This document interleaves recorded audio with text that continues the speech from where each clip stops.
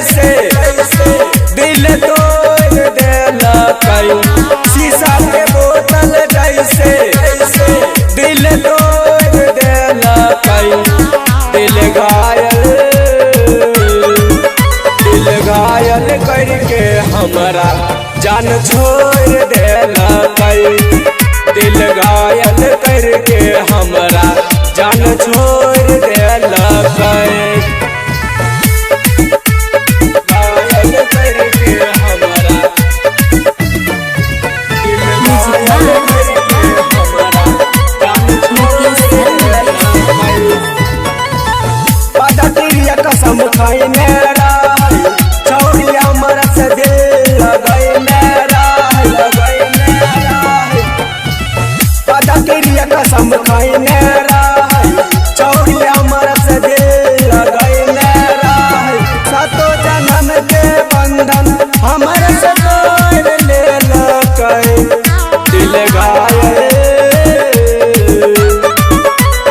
घायल करके हमारा जान छोड़ देला कई दिल घायल करके हमारा जान छोड़ देला कई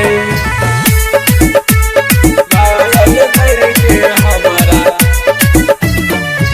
दिल घायल करके हमारा जान छोड़ देला कई छोड़ के गेलै जब से मन में हमारा लगई छै तब से छोड़ के गेलै जब से मन में हमारा लगई छै तब से